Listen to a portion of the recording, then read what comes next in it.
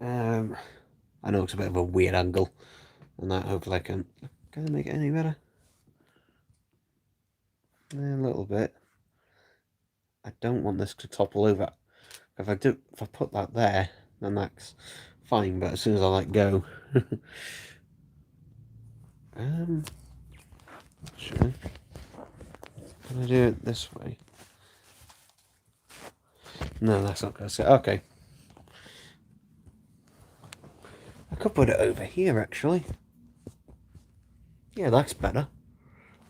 You can see the bloody clothes in the background there. Oh well. So yeah, actually, I should tweet this out. Like I normally do, and that. But if you're watching this on a rewatch, and that, basically, it'll take a minute or so. I'll give people a moment or so to join. I always, with every live stream I do, it's always last minute. It's always last minute. Um, yeah, because I always think before I'm gonna say, oh, I don't want to say I'm gonna be live and then change my mind the last second and everything. So yeah, gonna be discussing various things in this video and that, including some information about B&M.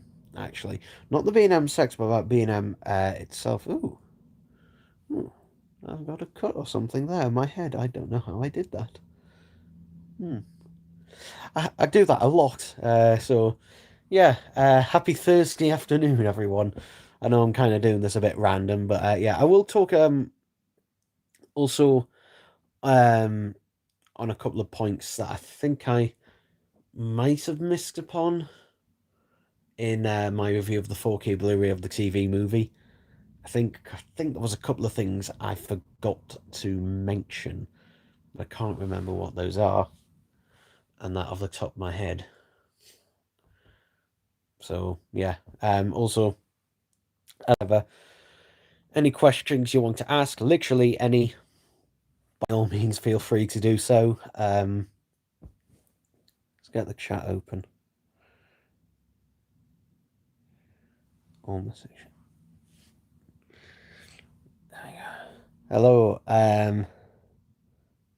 the mighty will. So yeah. So as I said, the 4K Blu-ray of the TV movie and that in my review, it is a fantastic transfer and that of the film and that itself. Though the fact that they're using AI in it and that is very worrying, and there's some more information about that, which I can't remember whether I mentioned this or not, but it was on Question Time actually very recently that the BBC basically decided to use AI to basically have AI panelists, and they revealed that as a hoax afterwards because, ooh, look at the AI, but they had Winston Churchill, Gandhi, and they had a couple of others I can't remember. Where just like you have I haven't watched Question Time I think since my granny was alive, and that because she was the only one who watched it. But yeah, the BBC seems to be using more and more AI across the board in things. And I didn't know this until recently, but apparently the new controller of the BBC, the latest controller of the BBC, is an ex Google employee. And that suddenly makes sense, yeah, in terms of everything, because basically AI, is massive for Google. And that, I mean, they're really, really hardly pushing, I'm sick to death of seeing the Gemini adverts. And that particularly, there's a one that hits very close to home, in terms of where they say, oh, I will use AI to fix this, to restore this old picture of my grandmother. Just like, no, AI is not a restoration tool. AI is not restoration. What you're doing is you're asking an AI program to recreate what it thinks that the original picture, would have looked like. That's what you're asking it to do. But I think it's also a way of them basically, pushing AI into people, and trying to get more people on board. Like, because obviously the BBC isn't allowed to advertise stuff because it's meant to be publicly owned. So a way of doing that is basically they're allowed to talk about new technology and that coming out, going, "Oh, look at this, new technology coming out." So I think a theory that has come out is that since they're not allowed to advertise, you know, AI stuff, they can basically uh, use, whatever AI they fancy and go, "Oh, look how amazing this AI is, and look what it can do." And in a way, it basically thinks they're talking about new technology and that they can get away with it being news, about new technology, where clearly a lot of the time it feels like, particularly if you look at the clip from Question Time, it feels less like that and more like a bloody advertisement. And it's just kind of subtly going that way, to be honest. I mean, the BBC is struggling enough as it is, but, obviously the Got Two Sex are being affected by AI, but that was completely separately from it, because the guy who's in charge of the restoration for the past few box sets, is obsessed with AI. But it's also just kind of crossed the board as well with a lot of other companies as well. Aardman, oh God, what did you do with Wallace and Gromit? The Wallace and Gromit 4K Blu-ray. That is the single worst 4K Blu-ray I have ever bought because they used AI to upscale it. Even though it's on film, they could have rescanned the film. Um, and they may have even used AI in the audio as well because it sounds abysmal. It sounds abysmal. I would call it unlistenable because it has a really harsh metallic sound. Really gets your teeth on edge. Um, and particularly Wrong Trousers and Close Shave. So yeah, I'm someone who's I'm not saying that AI should never ever ever be used for anything. AI has its place. It does have its place. I need to cut my fingernails, but AI does have its place in things.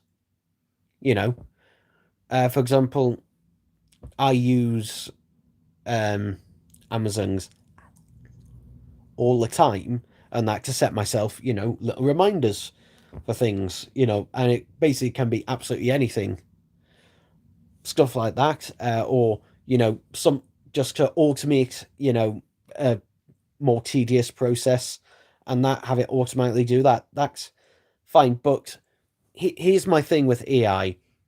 AI and media should be as far apart as possible. They should not be interacting with each other. I've said this many, many, many times, but they shouldn't be interacting with each other. Because for one, you're not watching something created by actual human beings anymore. You're watching basically a computer program essentially create it for you. Sometimes it can be used to, produce funny things and that, but more and more it just seems to be a case of, oh, companies don't want to put the money or effort into restoration of something, chuck it into an AI program. Companies don't even want to put any effort into making things anymore, chuck it into an AI program. So yeah, so basically the visual effects in the TV movie, previously on the Blu-ray sets, and that when they've had a film element that they've rescanned, they will then, manually recreate the special effect. Pretty much either exactly the same or as close as possible to the original.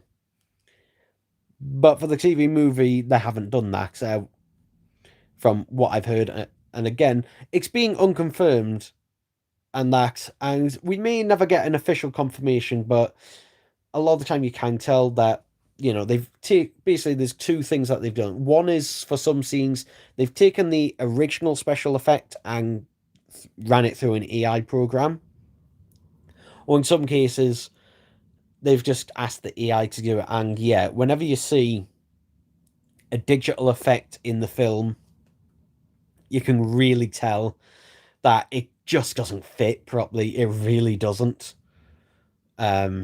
which is a shame. It is a real shame with that film. Also, I was completely right.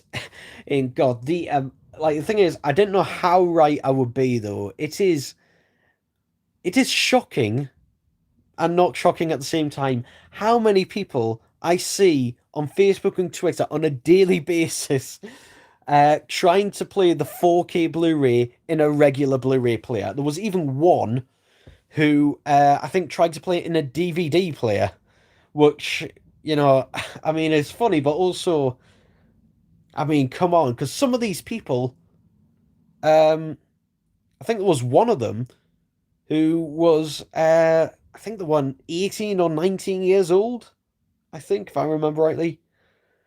That's scary. That's scary to think that someone who is younger than me, nearly a decade younger than me, does not know the difference. So, yeah.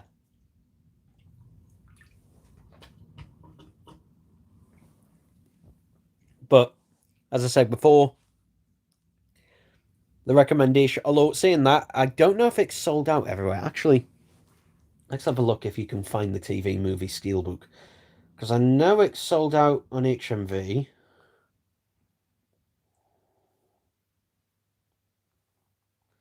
So let me see if. Ironically, TJ Jones, aka what used to be WX Smiths, uh, they still have it in stock. Though it. Oh, no, they don't. No, they don't. It says out of stock. Okay, it was £45 on there. Interesting. HMV out of stock. Zavi out of stock.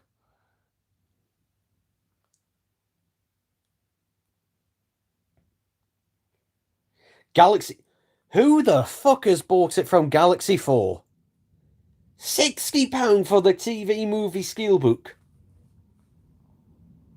Literally, £60. £60, nearly double the retail price, and yet it is out of stock. Who has been buying it from there? Because there's people selling on eBay. I've seen it on eBay for either the same price as that or cheaper. So, yeah. Oh my God. Uh, one on Amazon. There, I don't know if this will focus. £600. No, no. I mean, for that price, you could like the thing is, if I missed out on the Steelbook, I would just get the standard edition 4K, basically. And if you really wanted the standard Blu-ray as well, you could buy that in addition to it, and still be cheaper off. Yeah. Also, some other news. So I decided not to bother doing a YouTube short on this and that because I didn't want to give him any more attention than he needs, than he already has. But I'll say it briefly on this live stream. Vote Saxon 07, aka Stephen McCullough, has finally been sentenced. So he was found guilty a month or two ago, and he's now officially being sentenced to 31 years. So he will basically not be up for parole until he is 67 years old. So, and most likely he's probably never getting out and is probably going to die in prison, which, you know, he deserves. And the thing is, one thing about it, like, the thing is, this is probably going to be a Netflix documentary someday. This is probably going to be a Netflix documentary someday. As I said, his YouTube channels are all gone. Um, but yeah, this is probably going to be a Netflix documentary someday. And that, I do actually have in my archive a couple of his videos that are from eons ago, and I haven't deleted them. And the only reason I haven't deleted them um, is one because I'm an absolute archivist who will save absolutely everything despite what it is. But the other reason is if Netflix ever come looking for footage for a Netflix documentary, or whoever ends up making a documentary about it. There's a bit of footage from his actual videos and that. So, yeah, and it's from a very old phone backup that I had from ages and ages ago. That's just on there. But yeah, I mean, something I would like to know is the exact reason why he did it, which is something we may which is something we'll probably never know unless he admits it himself. There's speculation. There's speculation because his ex-girlfriend, and she was his ex-girlfriend at the time, but they were still on speaking terms with each other. Apparently the baby was his. Apparently the baby was his. But obviously we don't have any confirmations. But from that, if the baby was his, we can theorize that, maybe she wasn't going to let him be part of the baby's life, and that's why he did it. Um, it could be a possible, if the baby wasn't his, then maybe that is the reason why he did it. Or it could be a case of, some people say if it was the case of if he couldn't have her, no one could. And the thing is, that's not, I don't know. The thing is, he had other partners before. In fact, there was one, and I can't remember her name, but they were engaged and going to get married. And there's an alleged reason why they broke up, and I'm not going to discuss it here on YouTube. I don't know if I can, but there is an alleged reason why they broke up. But yeah, I don't know. I don't know, but it is all interesting. I mean, and also I had a theory on it as well. Um, on that he would, like no one seems to have discussed or talked about, but I had a theory that he was probably going to do a runner. And the reason I have that theory, he was going to do a runner, is basically, um, like not long after, it was either just before or just after the murder happened, he was selling a load of his collection on eBay, like a lot of it. Even the banner he made for Shit City Bye Bye Chibnall, he was selling that on eBay, and he was selling a lot of his collection on that on eBay. And he just said, "Oh, I'm just having a general clear out." And my theory is that he was like as soon as he got away with it or thought he got away with it, maybe he was planning on doing a runner afterwards, or at least moving away or something like that. Because otherwise, it'd be interesting to why he'd be selling a lot of his collection like that, and for how much it went for as well. Like the starting bids were very, very high. So yeah, a lot of theories on that behind that. It is interesting. It is interesting. But yeah, I think I'm gonna put a book on that for now, and that's because, and to be honest, I don't think I'm going to talk about him in the future after this. Unless someone asks me something specific about it. But uh, yeah, I've only ever interacted with him online. I think I had two or three interactions with him online, which I've discussed. I think before around the time. I mean, I remember the first time was simply just to ask him where he got his coat from. That was on a like his 24-hour live stream or something he did, which the answer was from eBay. And on another live stream, I actually mentioned him and I'm like, oh, Scooby Doo Return to Zombie Island is coming out, which at the time I was a bit hyped for. Obviously, that turned out to be complete dog shit. And then the other time, and this one was a direct message to him, which I think he must have held up on because never mentioned again. But it was to warn him not to use basically a certain person, which I'm not going to say the name of because I don't want to give them any exposure, but not to use a certain person to basically get figures sent from, because basically they were trying to essentially scam people into giving them stuff for free and also give exposure to their own YouTube channel, essentially. So, yeah, but I'm not going to mention who that person is. And the reason I'm not is because I don't want to give them any more exposure. This was years ago as well. But yeah, those are the three interactions I remember and that from him. And, you know, the thing is, at the time, I wasn't even subscribed to him because he, you know, for various reasons. I mean, one became a lot more unhinged than that. But I do have a friend who did meet him in real life in Cardiff. And the thing is, you know, I asked him, so how was he, you know, when you met him? And they just said, oh, yeah, he was just a nice, regular bloke. And that, you know, but something happened in his mind that snap. And the thing is, I think the change happened after his dad died. Because you do notice a change in him after that. Like, first he had his mother die in 2014, I'm gonna say. Or was it 2012? And then later his dad died. And that, which obviously is sad. But then after that, I think those were the only things keeping him in reality. And I think there's a noticeable change. There was a noticeable change, you know, in his videos and everything after that.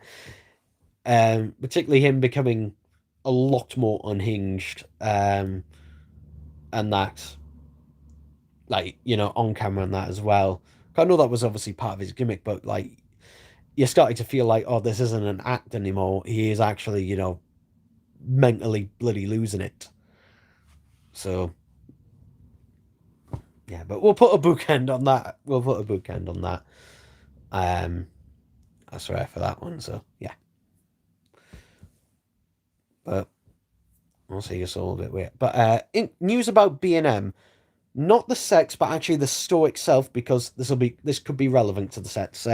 So the Blackpool Gazette put out a story today saying that B&M. Actually, you know what? I'll get the story up so I can actually read it. So here we go. B&M retailer, which was founded in 1978 in Blackpool, announces huge fall in profits. Sorry, fall in profits, not fail.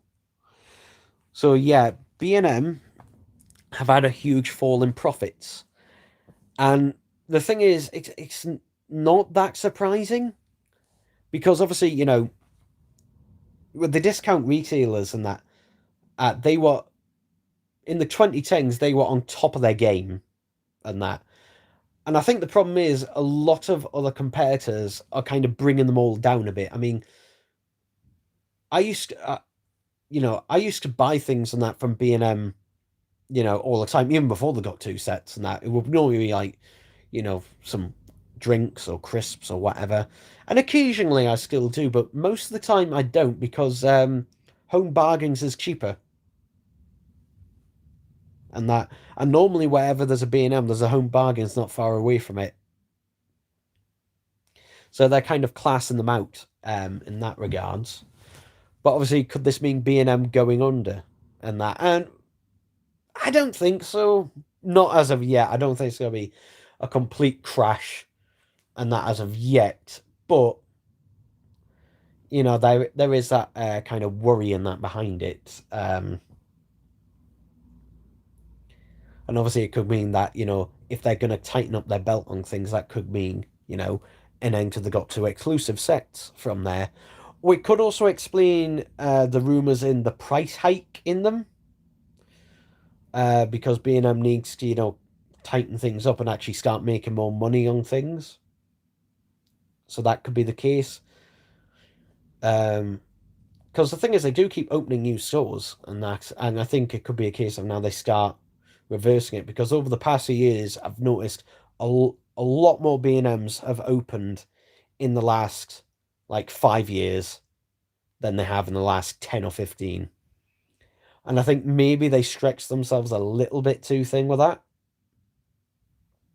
Um, so maybe that's the case. I mean, I know one of the more recent ones to open was a one in Carlisle, which is a big, massive one. It used to be a Wilco, that but now it's a big B&M. The thing is, there's another B&M which is also a big, massive one. I think even, which is even bigger than the other one. That one's been there longer, and that one is like a 20-minute walk away from the other one. So you've got two big B&Ms, a 20-minute walk from each other, which is quite unusual. So it is a bit worrying on where things are going to go in the future. Obviously, I think it was last year, Poundland shut a lot of its stores, an awful lot of its stores, something it's been continuing to do. And, Pound World died, obviously, a decade ago now or something like that, but has come back as One Below or One. Well, actually, no, it used to be called One Below. Now it's called One Beyond, because everything is beyond a pound in there. So, yeah, could someone else take up the mantle? Because I don't want Dot2 figures to be purely online exclusives. I don't want them to be online exclusives to begin with.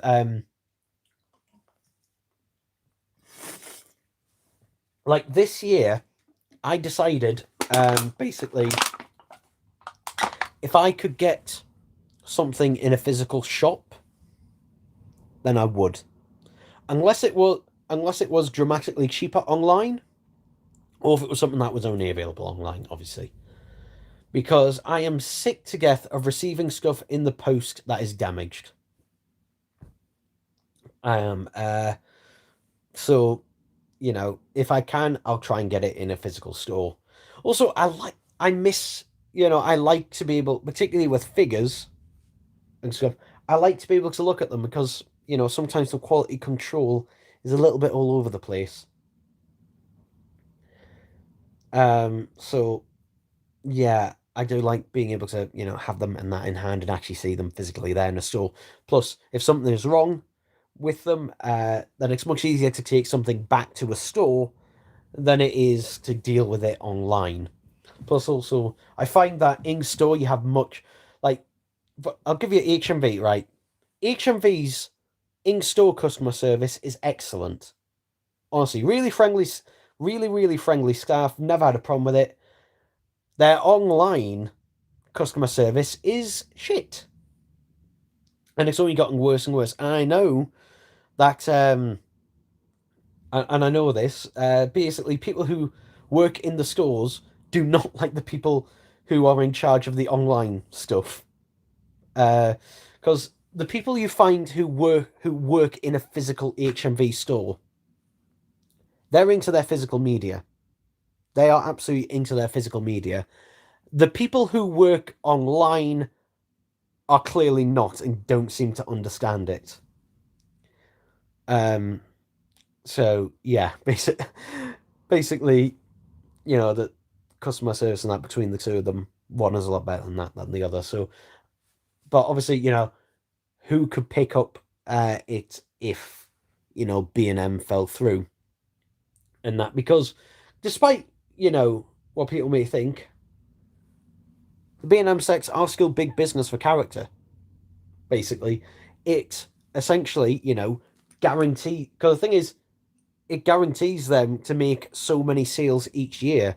Obviously, their profit margins on the online exclusives is bigger, and that they'll make more money individually off that. However, with the online exclusives, it's not a guaranteed sale because they're selling directly to the consumer. Whereas with B&M, they're selling, X amount of pallets and that to B&M. which I think it was something like 8,000, something like that. But basically, that is a guaranteed sale of 8,000 sets, and that I think it was, yeah, per set they were doing 8,000, and that of each, because I know there was a image released last year that had the leaked numbers and that of how many were produced. So, you know, someone else could pick that up. Would Home Bargains pick that up? I don't know, because Home Bargains' toy division, their toy section is a lot smaller, and so yeah, I don't know if Home Bargains would. Would Forbidden Planet take it back up? Because obviously, Forbidden Planet, they still do have a relationship with character, and that they haven't had anything really exclusive from them in a while. But they still obviously have a relationship with them, and being one of the few retailers who stocked the retail releases of characters' figures for the last few years, because no other company does.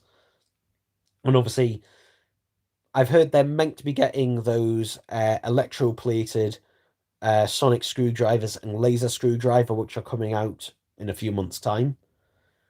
Which I'd much prefer Forbidden Planet get them than the Who Shop. So because the Who Shop, I know I'm going to be overpaying for them. So yeah, I'd much rather get them in Forbidden Planet as well. Plus, it's local to me. So there's that on top of there. But I don't know who else would pick up the online exclusives really. Um, like in terms of exclusive sets of B&M, fell through. There's Home Bargains and that, which maybe Forbidden Planet could pick it back up. But obviously, if Forbidden Planet did, the prices would probably be very similar to the online exclusive, although probably still cheaper than those, because they've just gotten insanely expensive. Um, I'm trying to think who else would in terms of physical retailers. There's not really a lot. There's Smith's Toys, but they don't seem interested. In fact, I know they're not interested because they haven't had any. The last Doctor Who item uh, they ever had was, I think it was the Jodie Whittaker doll, and I think the Jodie Whittaker sonic screwdriver. I'm pretty certain that those were the last things Smith's Toys had, and that obviously big toy. If you can't get the biggest toy retailer in the UK interested, then basically you're having a hard sell and a bit of an uphill battle with things.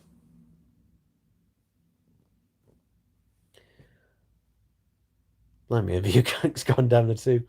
Um, so worrying for the a little bit. I don't know. We still, this could all be nothing. This could all be nothing. I'm sure B&M are very, very keen to turn things around. So, we'll see. Plus, the more discount retailers there are, the better generally, because like B&M and that, as I said, I used to get drinks from there all the time. Don't so much anymore, but I do buy toys on that occasion from that. Generally, the only other toys I really buy from B&M is the Sonic figures, but they haven't had any new ones of those in quite a while as well. So I don't know. We'll have to see and that about that. There we go. What else? I'm trying to think. There was probably something else I was meant to mention. I can't bloody remember.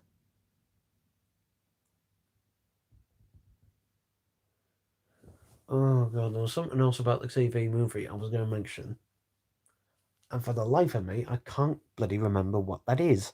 All I remember is like the day after I learned that video was like, oh, I forgot to mention so and so. Now I can't bloody remember what it was. Uh,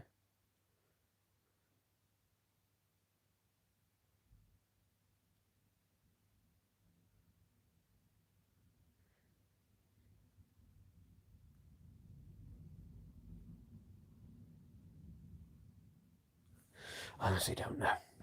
I'll go to the comments now. Workshop only got a grand total of 1, unless... Oh, look. For some reason, I have it to set... I have the comments set to basically give me, live updates and comments. However, for some reason, it doesn't give me that, so I have to switch to top chat, and then it'll show me. For some reason. I don't know why it does this. Ooh, my phone is slipping. There we go. Right, let me have a look at the comments. And I can't read the top one. I can't actually read the top one because there's a bunch of text in front of it. So I'm going to have to actually go on the video itself.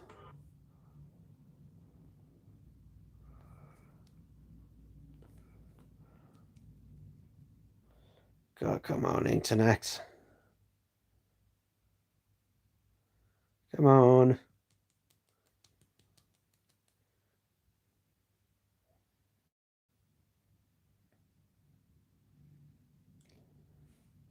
Right, here we go. Look at that, the chat isn't fucking loading on there either.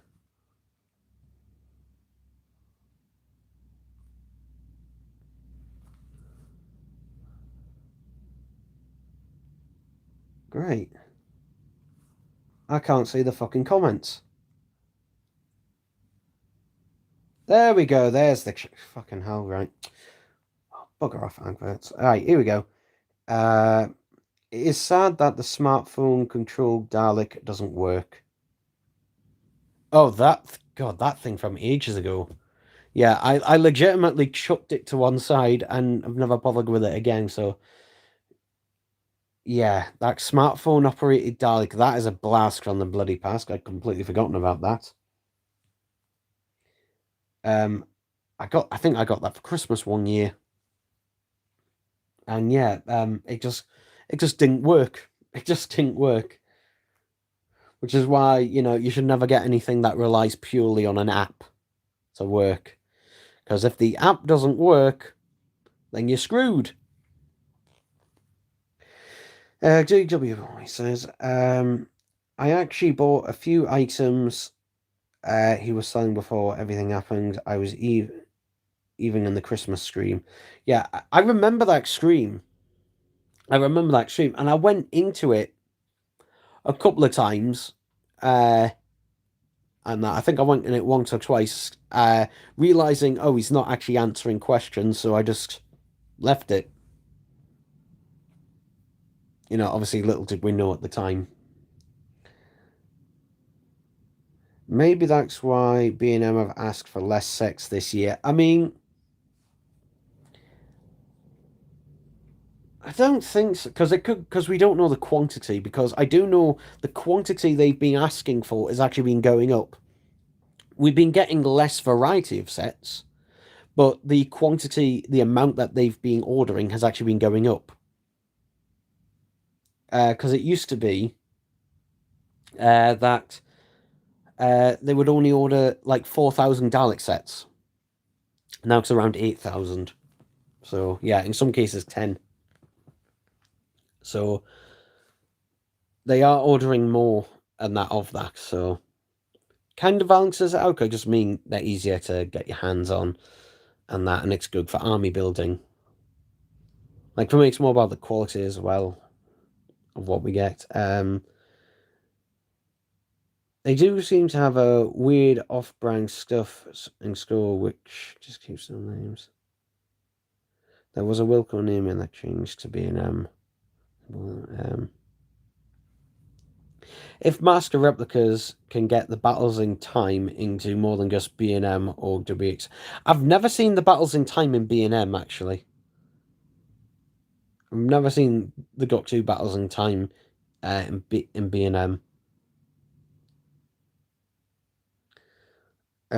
Smith or Tesco or Asda could be something big. Nah, I doubt it. I doubt it. Because the thing is, Doctor Who is ran into the ground. Like, it's still a known thing, but it's not a popular thing anymore, so I doubt it. Like, the average person is not going to care or buy it, basically. I'm not interested in that. I'm not going to buy it. And, I'm a hardcore fan. And that just because I've never really been interested in it. Or card collecting, really. You're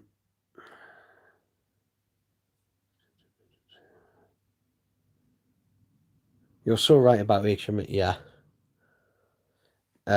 Christmas stories, tea, the sex. As I think I answered that before, but I mean they could, but character could not get Smiths interested in taking any of the Doctor Who retail releases since the start of the Jodie Whittaker era with the Jodie doll and the sonic screwdriver.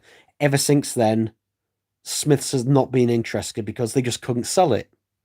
And that's the way with most retailers and that. The Jodie Whittaker, like the start of the Jodie Whittaker era, was the first time that you saw retail release Doctor Who stuff again. Kind of. You saw the Jodie Whittaker doll, and you saw the sonic screwdriver, and that was basically it. And that because what they tried to do is, they tried to appeal. They thought that let's appeal to the girls' market, and it didn't work. It didn't work, unfortunately. Because like it or not, most the vast majority of Doctor Who fans are men, and also even more so, the amount of Doctor Who fans who buy figures and the merchandise, they are men. That is just a statistic fact. Not that women don't buy them; there are women that do buy them, but it's kind of like the opposite way around. Like, for example, people who buy, makeup and that, the majority is women. Not that some men don't, but you'd basically be kind of shooting yourself in the foot if you made, an eyeliner and that, and basically marketed it towards men. You'd kind of be shooting yourself in the foot for that, because you'd be going for such a niche market. And I know that's generalizing things and that, but when it comes to selling stuff and that like that, you need to pick a market. And the reason they did that is because basically previously with the 3 3/4 inch line being a failure, essentially, because they kept trying to jump to new markets, character. And the reason they kept jumping to new markets is basically, for those who don't remember this, or maybe too young to remember, basically, during Series 6, the sale of the figures tanked. They really tanked, and it was for multiple reasons. One, the Series 6 figures had the absolute worst quality control out of any of the Doctor Who figures. Like, those were bad. Those were bad. But one of the other reasons was that price had gone up. And it seems, tiny at the time, but obviously inflation. The price had gone up to £9.99. The thing is, some retailers were selling them for £15. I remember in Boots, they had started selling Doctor Who figures for £15 rather than just a tenner. A lot of places were putting up the price because the price are going up and up and up and up. And because of those two things, one, the price going up, and also basically, the quality control going down, because a lot of retailers who started selling the Doctor Who figures in 2011 at £9.99, I noticed by the end of 2011, some of them had put the prices up to £15 like Boots had. So, I think a combination of those two, in low sales, one, lower sales, two, the quality control issues, and obviously three, they would have to increase the price again, and that going in to 2012. And basically the market they were trying to get was kids. The people forget, like, the Doctor Who figures market, in terms of the new series stuff at least, the stuff that was in retail places, that was more marketed towards kids. So basically, the reason the 3 3/4 inch line came about was, one, they needed to be cheaper. They needed to be cheaper, and that, so, kids could get them, with their pocket money and stuff like that, so they could be significantly cheaper, and obviously be cheaper to make and that as well. So one of the reasons, and also, have an option of making money again, re-releasing stuff, except in a new scale. And the thing is, they did try initially, but everything about them was inferior for the most part. Apart from the monsters were pretty good, but any humanoid character, my God, was awful, awful, awful likenesses, and a lot less detail on that. And it took them a while. It took character a while, or even Aldoar a while, to realize that their market had shifted. And it wasn't just, the Doctor Who figures, but the toy market in general for highly detailed, posable action figures, that had shifted to adult collectors from kids. Because during the 2010s, that was the era where less and less kids were getting, growing up buying, getting loads of toys. They were growing up with iPads and streaming and that, 'cause they were less in, toys had to do more. They couldn't just be action figures. They had to do something else. They had to be more interactive and everything. They couldn't just be, a figure or a toy of something that didn't do anything, and that they had to do more. So yeah, it took them a while to realize that we need to shift back to the adult market. And I think the Jodie stuff was like, them trying the girls markets. That was like kind of their last gasp of trying to get into the more generalized or children's market. And after that, it was, they finally like, okay, collectors all the way, collectors all the way. I mean, they did make one smart decision at the beginning of it, which they said that, the classic series range will still continue to be 5.5 inch, because they realized with the classic series figures, the only people really buying them were adult collectors, or near enough adult collectors. So, they didn't get rid of them completely, and that during that era there was just less of them. Though they still didn't seem to realize that, that is their main market, and, lean into that a bit more. I mean, they do realize that now, except now it's more, we can extortionate people into paying more money for things. And I know the price of things, of manufacturing everything, is more expensive, but look at these online exclusives that are coming out. They're all £45. Not all of them are worth £45. Particularly the Inferno set, and also, to a lesser extent, the 15th Doctor set. That 15th Doctor, it's just a repaint. And the Inferno set is just reusing parts for the most part with new heads. So, yeah. And obviously the rumour, and the thing is, I said this at the time. I said this at the time. I can't remember why I said it in the video or not. But the rumour for the B&M set this year is, obviously, we have a Death in Heaven set, apparently, which a lot of people seem to think might have Danny Pink in it as a Cyberman. And the thing is, I think in my video, I said it would be nice if, the online exclusive Death in Heaven Cyberman set had, a Danny Pink head that you could swap with one of the heads, or have along with, a removable face plate or something like that. So that would be nice. Uh, and the thing, really, I mean, if we get a Danny Pink, you know, Cyberman in a B&M set, oh, like it's just gonna irritate me so much because the thing is, I would like to army build that Nightmare and Silver design. Obviously, specifically from Death in Heaven because there's a couple of minor changes, but still, that design, I would like to have an army of them. But I'm not paying hundreds of pounds for that.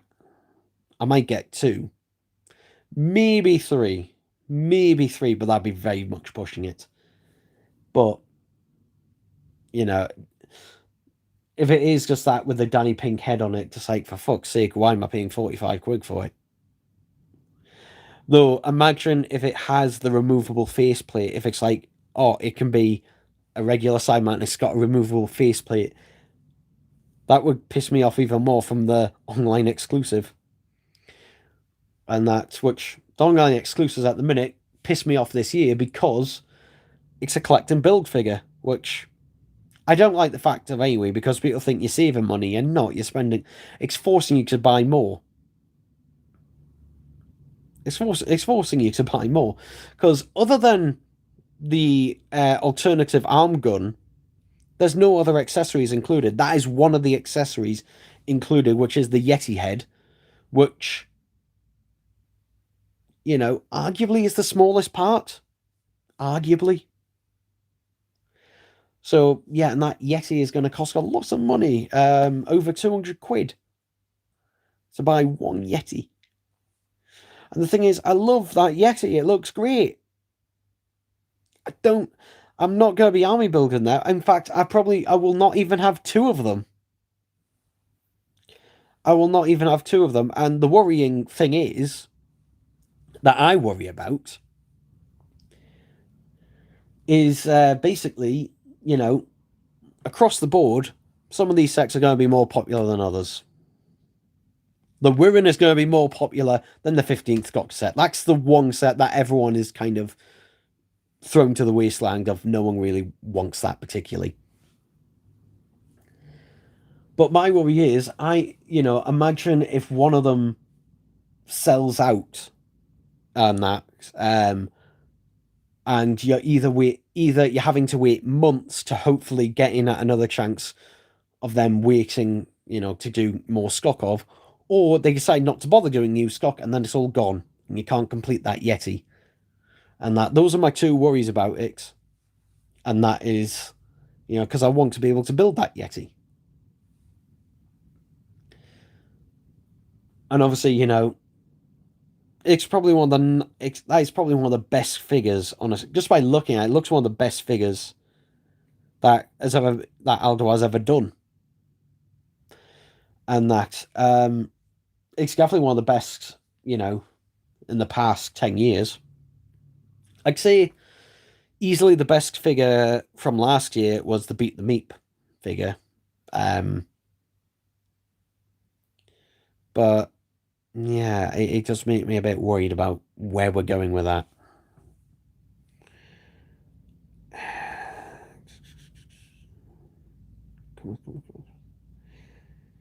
Joseph says, "Hi, we back online after 2 weeks.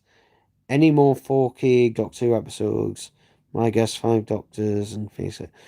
Okay, 5 Doctors. No, we can't get a 4K of 5 Doctors because that is basically a mixture of film and videotape. And also, correct me if I'm wrong, but that'll most likely be 16mm film. And 16mm film, while you can do a 4K scan of it, realistically, it's more equivalent to 2K. So it would have to be upscaled anyway. So no, you're not getting a 4K on that guy. Because also, if it was all film, then yes. But the problem is with videotape as well. Videotape does not have the enough color information for it, for a true HDR treatment. Because with HDR, it has to be at least 10-bit color. Standard is 8-bit, and basically videotape is not. It's not that there's not enough color information. There's not enough contrast information in there as well. So, I mean, I'm not saying they could never do it, but it's not going to look dramatically better. If anything, they could very easily make it look worse. Speak from space is more of a possibility because obviously it's all on film, so maybe on it's all on 16mm film, but they could upscale it and give it a true HDR treatment. In terms of anything else they could do, as I said, I don't know how successful it would be, but obviously there's the 3 Jodie Whittaker specials that were done in 4K, which is Revolution, Revolution of the Daleks, and Power of the Doctor. Those 3 were done in 4K.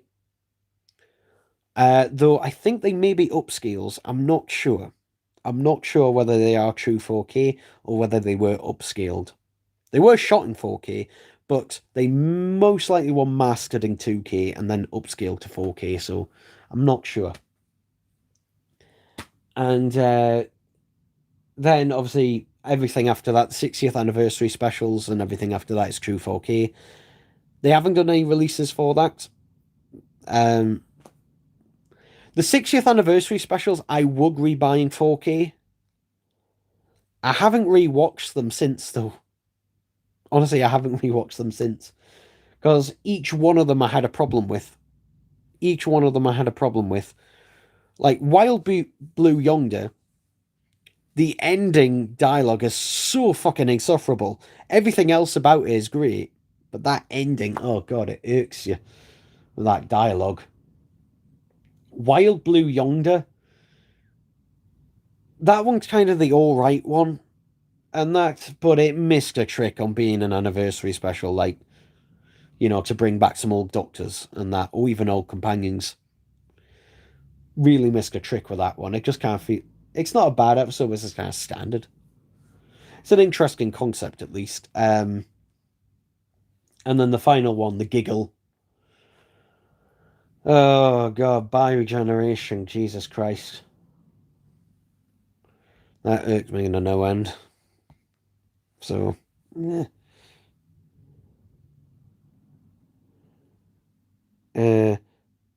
Can they do a 4K modern Doctor Who sets? Well, as I just said, they could do basically anything from the 60th onwards as sets, because they were all done in 4K. And they can do those 3 Jodie Whittaker specials in 4K because they were done in 4K. Anything else, though, would have to be an upscale, and they don't do a good job at it. Twice Upon a Time, they did a 4K Blu-ray of, and that was the first ever Doctor Who 4K Blu-ray, which is upscaled from its original 1080p and given fake HDR, and it looks horrible. Honestly, looks horrible. So, yeah. It's not... Like, the thing is, you shouldn't do a 4K if what you're basically showing isn't actually true 4K. Basically, if you're upscaling something that is... If it's just to upscale something, then no. No. Plus, the colour information isn't there as well, so they have to do fake HDR. Because again, that was shot in basically SDR or 8-bit colour. So they have to then do fake HDR to try and compensate, and it just looks all off. All the colours look weird and off, and that as a result of that. So yeah, it all looks weird and everything, and just looks worse as a result. So no, not something I'd recommend them do. Whether they do it or not, I don't know. I imagine, as ever, this 4K Blu-ray and that of the TV movie may be a test the waters type of thing to see, how successful it's been. And obviously, it has been a success. At least the Steelbook has. Though the amount of them I've seen popping up on eBay, and particularly Vinted. I saw someone selling the standard Blu-ray, brand new sealed on Vinted, for £10, £11 something, including buyer's fee. But that was less than retail price, and it had only just come out. So who on earth bought the standard Blu-ray, brand new sealed, and then decided to sell it on Vinted for less than its original resale price? That's bizarre to me. That is bizarre to me that they would do that, because if I'm assuming they became disinterested in it. And if they did, then why didn't you just return it? You have 28 days to return something, and as long as it's brand new sealed, you know, you can buy something and then just return it, because that is basically the consumer rights law here in the UK. Basically, you have the right to return something, essentially. So why they didn't, I don't know, unless they were someone who got it for free and were just selling it to make for less money to make some money off it. I don't know. Who knows? But yeah, that was just a bizarre thing. I get season 25 and 20 standard Blu-rays this year. Okay, season 20 is the last Doctor Who collection Blu-ray set that doesn't use AI. Season 25 unfortunately does. It isn't as bad as the more recent sets, and that one is kind of pushing the limit. And that, like, I'd say season 7 and 15, despite them having AI, it's not too aggressive, so it is still watchable. Season 25, I kind of flip-flop back and forth on. Everything after that, though, season 13, season 21, oh god, those are unwatchable. Excuse me. Those are absolutely unwatchable.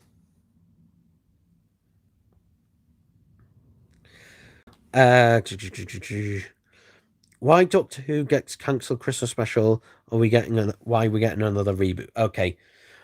At the moment, we don't know what's happening. But the reason the Christmas special is a moment, well, they haven't said cancelled, they say postponed until next year, possibly Easter. And the simple reason is they can't find an actor to play the Doctor. They can't find an actor to play the Doctor. And I'm not surprised, because what actor is going to want to sign up to play the Doctor when, one, the show, popularity and everything, and the viewership is in the tank, so it's probably going to hurt your career in the long run. But also, number two, it's not a guaranteed lasting job anymore. Because maybe you could suck it up if you were, guaranteed to be paid, for the next few years to do a few series. But no, because at the minute, the BBC doesn't know what they're going to do, because they can't afford to do Doctor Who anymore. And that they're still, there's still being no confirmations. They're still, as of, as of this live stream, still looking for an official partner. We've heard loads of rumours, but as of the moment, nothing is concrete or set in stone. So, yeah,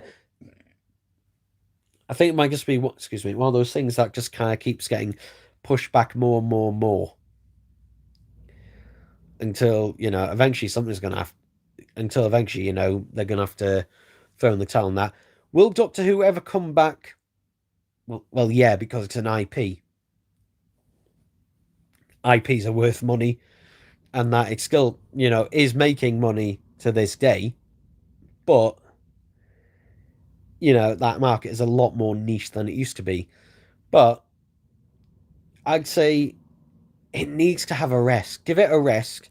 Give people a chance to actually miss it, and then bring it back with some new interest and that. Loads of shows have been doing that recently, in the more recent years. Like, the amount of shows that they keep bringing back, Literally the other week, at the start of last month, I think it was, they brought back regular show, The Lost Tapes, but to massive acclaim. They had the Fiona and Cake Adventure Time spin-off, which was great. They brought that back after laying dormant. Um, I don't watch it, but they did also bring back King of the Hill. They brought back Futurama for like the third time.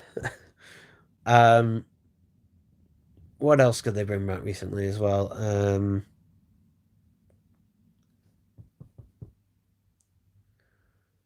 think. Well, I think you could list like hundreds of examples of things that they brought back, and that after a long rest. So, and not even that long a rest. Like some of these are less than 10 years, and that. So, give it a rest for, I'd say, 5 years. Like, give it a rest, about at least 5 years. Give it a bit of a rest. Give it to the point where it's just like, oh, people, get a bit nostalgic again for it, and then seeming like there's a bit of more interest generated, and then bring it back.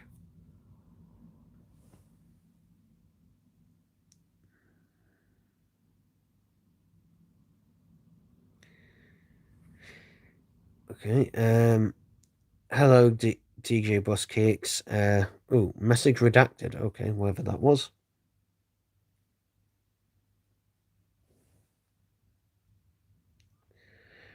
Cyber FM says, trying to track down the White Shirt Series 6 11th Doctor figure.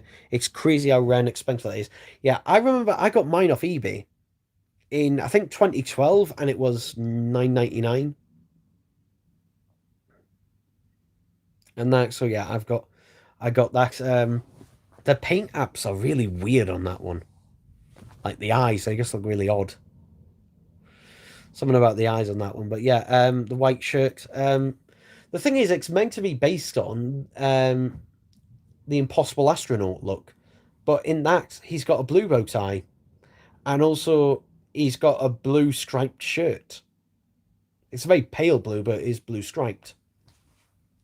And I don't know why Aldewan never got the colour right on that, because he released the Stetson one, which again is from the Impossible Astronaut. Yeah, it has the burgundy bow tie and just a plain white shirt. Now, I can kind of forgive the plain white shirt a bit, at least. But yeah, the bow tie being burgundy, no, no excuse for that. And it could have had a new sculpt for the jacket and that, because it is just a Series 5 repaint. Like the cut and that of the jacket is ever so slightly different for the Series 6 jacket. And that, but not that noticeable, to be fair.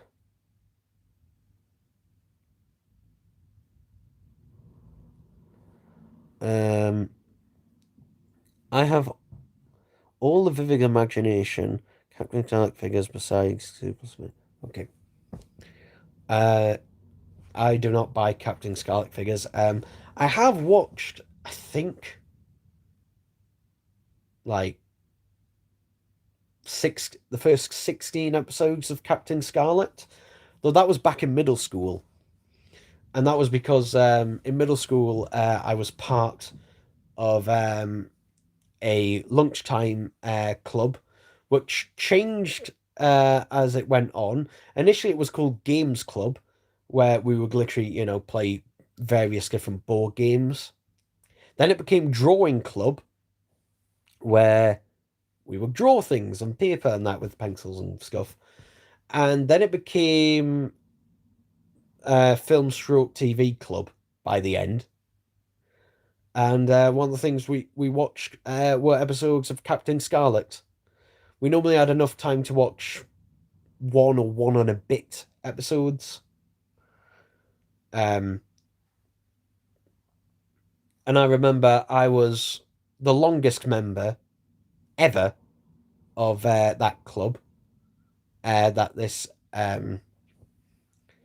basically teacher ran throughout. Because usually, because the thing is, normally he would only do it for years 5 and 6. However, I did it throughout middle school through years 5, 6, 7, and 8. And I was the long, so I was because he allowed me to stay throughout that, and so did other people. Because the thing, and the reason he allowed me to stay and some of the others to stay as well, is because he couldn't get new people to join, like the younger kids and that who were only a year or two younger than us weren't interested actually in it. So yeah, but I do remember that. I do remember watching that on DVD. And what was also good about that is it ran he ran it Monday through Thursday, and the good thing was you got an early lunch pass. So basically, you were the first to get lunch on every day from Monday to Thursday, apart from Friday where you didn't run it. So basically, you were straight in to get your lunch. If you had a packed lunch, it didn't really matter. But I had school dinners, so anyone who had school dinners know that better to get there first. Better to get there first because if you get there last, either the food is going to be cold, or there's going to be none left, or none of the good stuff left. So yeah, that's just a little story down a little tangent, just there. So yeah, I go off on tangents quite a bit. Um, Speaking of Blu-ray releases, like give the Sarah Jane Adventures some love. Honestly, Series 3 has never been released on Blu-ray, yet it was filmed and is available on BBC iPlayer in HD as well, but it's never been released on Blu-ray. The only story that is being ever released on Blu-ray from Series 3 of the Sarah Jane Adventures is Series 3, The Wedding of Sarah Jane Smith. And that was on the Complete Eat Specials Steelbook release, the Steelbook release, which is, long since gone out of print. And in terms of Series 4 and 5, while they were released on Blu-ray, it was a single print run of them. They were only done a single print run on Blu-ray, which means, they're quite expensive now. Particularly Series 4. Series 4 was very expensive. And I think it was just the wrong time. It was just the wrong time. Like, for example, when Series 4 came out on Blu-ray, I didn't even have a Blu-ray player at the time, or I'd either just gotten one or hadn't gotten one yet, because 2011 is when I got a PS3. So, yeah, I probably didn't. I got the PS3 later in the. I remember I'd only just start. I think I'd. It was either just before I started high school or when I just started high school when I got a PS3. No, it was 2011, so it would have been before I started high school because I didn't start high school until 2012, late 2012. So yeah, but that was my first and only Blu-ray player for a long time. In fact, I have never owned a standard Blu-ray player, like in terms of myself. I've got a 4K Blu-ray player, like a standard 4K Blu-ray player, but I've never owned just a standard Blu-ray player. It's always been basically either a PS3 or PS4, and now obviously having a 4K Blu-ray player, if I want to watch a physical Blu-ray disc, I'll watch it off that. Though 9 times out of 10, I'm watching a Blu-ray rip.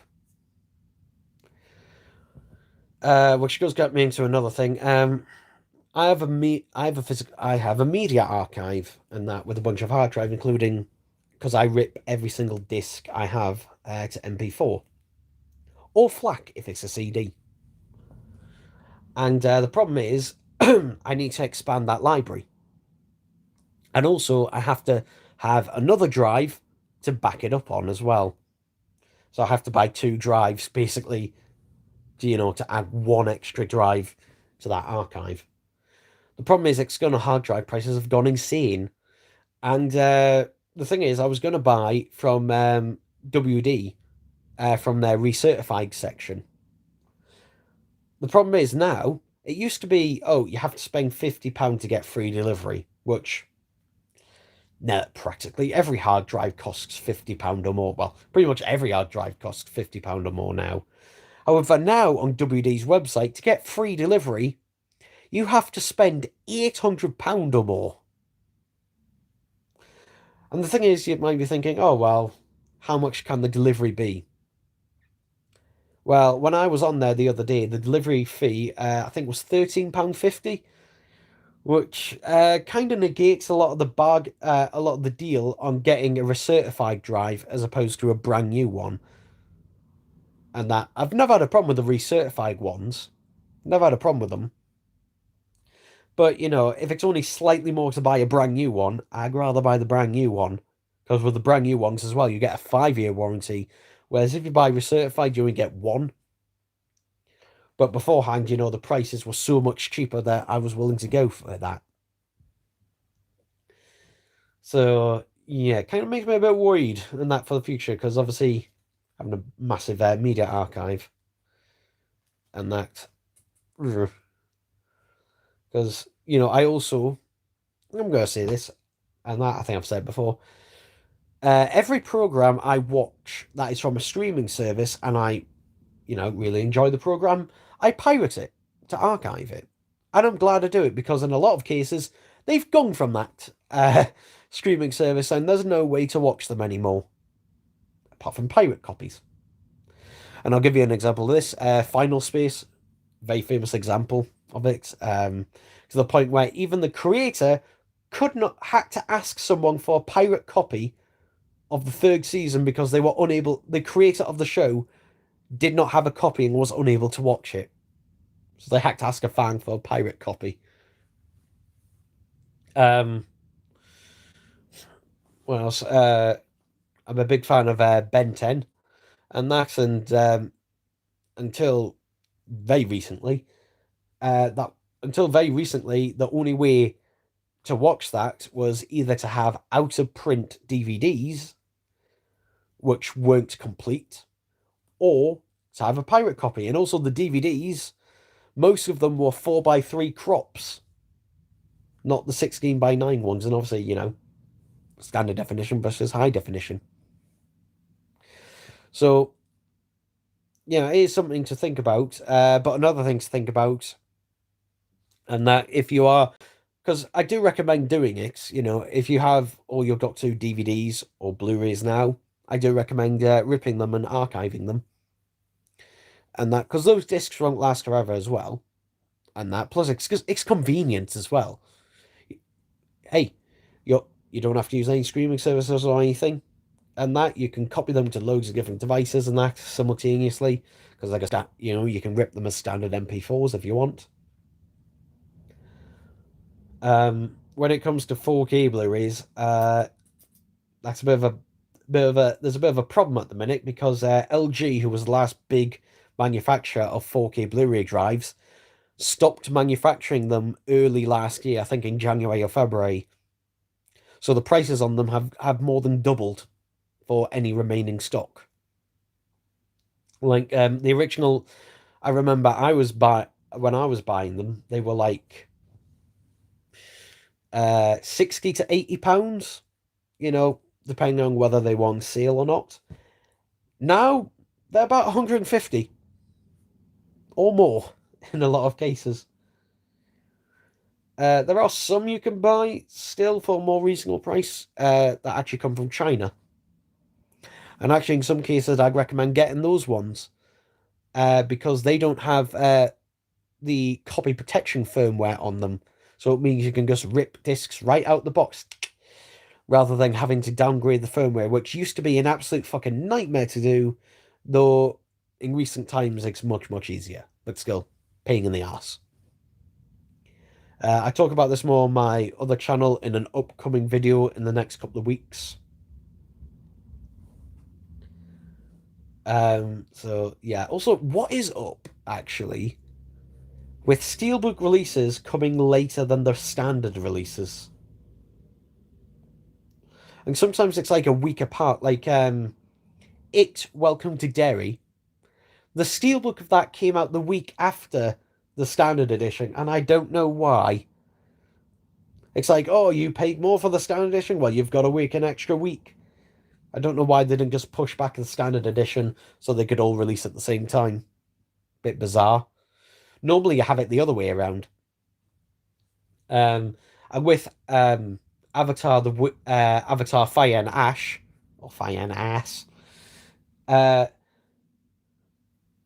on Monday in the UK, the standard editions came out, but the steelbooks don't come out until the 15th. So I'm going to wait longer for that, as well as other things. So, yeah. Don't know what's up with that. Hello, Argman, 2744. Everyone give me a second. I am going to go grab a drink. Talking for this long does make me thirsty, so luckily the fridge is just in here.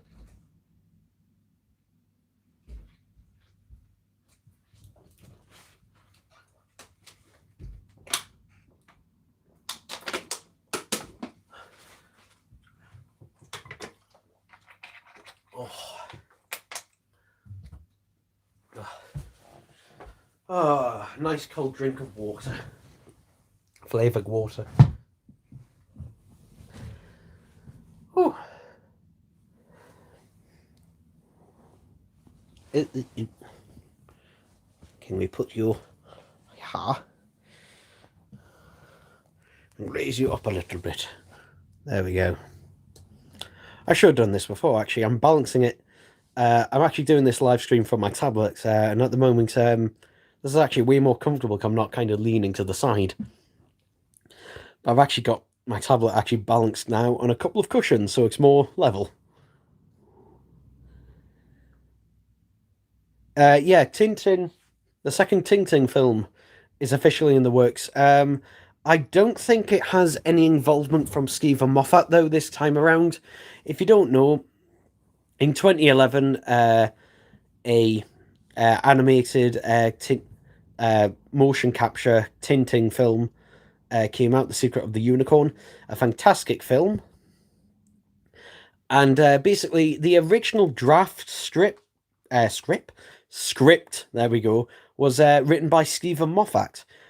But he had to drop out of that because, well, basically, he became the showrunner of Doctor Who. So basically, you know, but a lot of his original script is still in there. But yeah, for basically the longest time, the second film has been in production hell because the problem is that film cost a lot of money to do. Motion capture costs way more money to do, and that, or at least to do it well, than, you know, just traditional. I say traditional, like, you know, purely computer generated animation. So yeah, I mean, look at the Avatar films, how expensive they are. And that, I mean, basically Disney want to continue the franchise, but basically they want to make the films shorter and cheaper. And yeah, I agree with them on both parts. One, that last film, Fire and Ash, Jesus Christ, that went on and on and on and on and on. And repeated a lot from the previous two films. So, yeah, but that is a film I'll definitely be looking forward to seeing, and that if it does see the light of day, because the thing is, I have heard this thing before. It's one of those films that's kind of just being stuck in production hell. But who knows, maybe it'll be good and turn out great, and that as a result, I mean, another film that was stuck in production hell for literally a decade was Puss in Boots, The Last Wish, which was originally called Puss in Boots, His 9 Lives. And I remember that film was announced in 2012, and it wasn't until late 2022 that it came out in the US. Didn't come out until until February 2023 in the UK.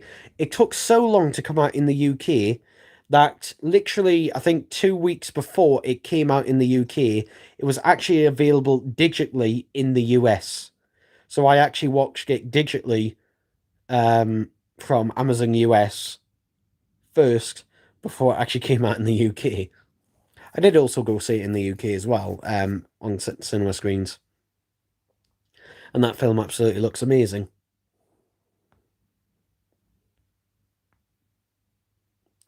I am worried about Shrek 5 though.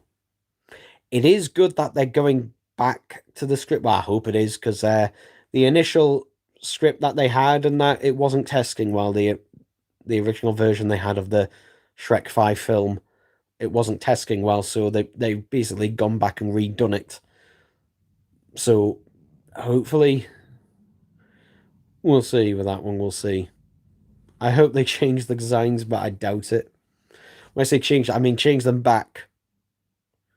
I do not like the new designs. They look very, very illumination-y. And I know that obviously the guy in charge of DreamWorks is also the guy in charge of Illumination, who created Illumination Studios. So, but yeah, no, no, no, no, no, no, no.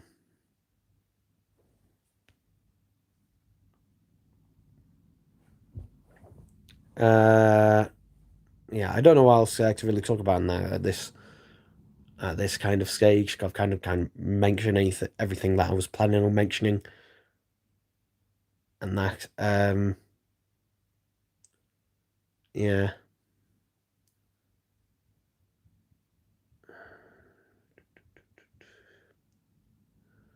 I'm gonna think.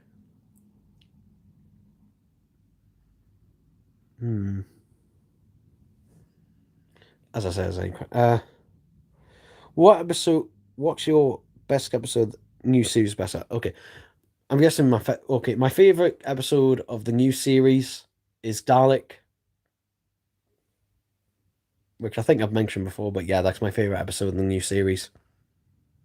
Basically easily.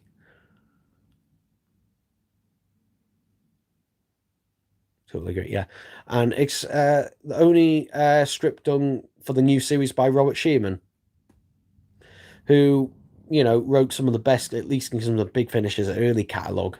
Definitely did, and hasn't written a one in over a decade. The last writing contribution he had to it was he wrote a segment of the release 100, which was the 100th Doctor Who Big Finish release in their monthly range.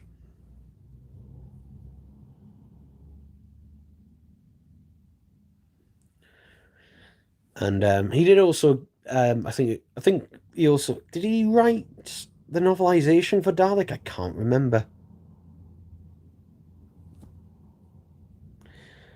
That's the first episode I ever saw, the 2005. So you're 6-year-old, very nostalgic. The first episode I saw of the new series was Rose, the first episode. And I do remember Dalek, and in fact, I remember my reaction to the Next Time trailer. So 6-year-old me, 6-year-old me's reaction to the Next Time trailer for Dalek, and hearing the Dalek speak, was basically me going, "It can't talk right," or "it talk." I can't remember what I said. "It can't talk right," or "it talks funny." I think it was "it can't talk right," or "it can't talk properly," something along those lines. But it wasn't fear. Definitely wasn't fear. Autism, mate. Yeah, very much. I mean, here's the thing though. Growing up, I'm going to talk about autism for a second. Growing up, I had no idea I had autism. I didn't even know what autism was growing up. I didn't know what autism was until, I'm going to say, either late middle school or early high school. And even then, I didn't know I had it. And neither did anyone else, even though looking back, the signs were bloody obvious. I was like a walking, talking stereotype for autism. But yeah. No one thought, and the thing is, even afterwards, and that years afterwards, it wasn't until 2019 that I kind of started questioning whether I or not I had it. And I remember my mum at the time, I think it was my mum, said, "Oh no, you probably don't." But then later her mind changed and that about it as well. And it was during 2020 specifically, because obviously we're all locked in lockdown, going a bit insane. I decided to kind of look it all up and look up all the symptoms and that. And suddenly, oh, it kind of makes sense. And basically, then after that, it was either at the end of 2020 or the start of 2021. It was one of the two. That basically, I think it was at the end of 2020, where basically I got then put on. I went to my local GP, who then put me on a list to get a diagnosis. And I didn't get my official assessment, an official full diagnosis, which I do have. I think it's about 4 pages long. Until I think it was February of this year, if I remember rightly. I had to wait 6 years, and I was told, and that if I had to go on that waiting list again today, bearing in mind I'd waited just about 6 years, I'd be waiting 17 years now. That waiting list is ridiculously long now. So, yeah, short little tangent on that. Actually, no. It was BBC promos thought around that made me think, what's a Dalek? That was where I loved the show. Yeah. I mean, the Daleks, they were my first love of the show. Like, they were the monks. Like, that was the thing. Like, the thing is, I really enjoyed it beforehand, but the Daleks, they were the thing that got me hooked on it. Like, literally, when I started to venture into classic Doctor Who, basically, at first, I exclusively just got the Dalek stories that were available. That was what I exclusively got at first, and I can remember the order in which I got most of them. I remember the first one I got, which was in 2006, and that was the Peter Cushing Dalek films, which I've mentioned before. And those I got from W.H. Smith's in Blackpool. And I watched them on my portable DVD player in a Travelodge hotel room in Blackpool in 2006. Then later on the same year, I got Revelation of the Daleks. So that was my first proper classic series DVD and proper first classic series story and that. And I remember being shocked that, it's white Daleks in this, because all over the box for Revelation of the Daleks on the DVD, they show the grey Daleks, the Skaro Daleks, on the front and on the back. As well, all the pictures of them, none of them are of the Necros white Daleks. So I was quite surprised with that. And then my next classic series DVD was almost certainly probably was Genesis of the Daleks, and was also obviously my first 6-part Dalek story. And I remember I got that one. My grandparents, my late grandparents, they got me that from Forbidden Planet. And I remember it only recently come out on DVD, and it was £20. £20 for Genesis of the Daleks, whereas now you can get it for less than a fiver on DVD, at least. And I remember loving it.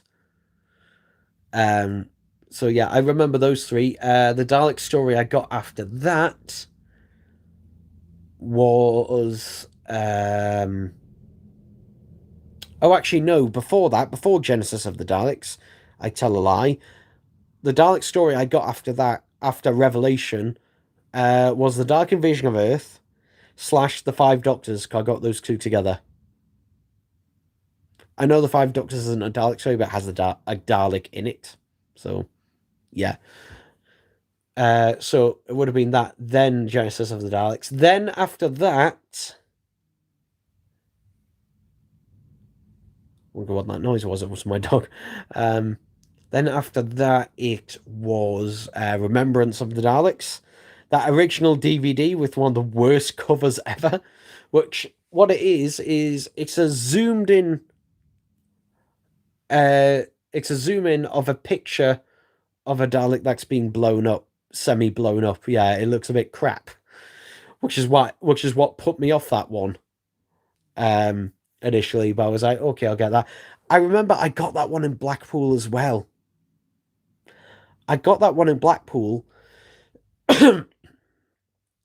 because I'd seen the actual props in the museum. I'd seen the actual props obviously in the museum in the Blackpool Doctor Who Museum. So I remember getting that DVD. That one it was either from W.H. Smith or it was from HMV. I can't remember where I got that one from, but I know it was in Blackpool because again, I watched it on a portable DVD player in the hotel room, which was again that would have been a premiere. Sorry, they were both premiere ins, those ones.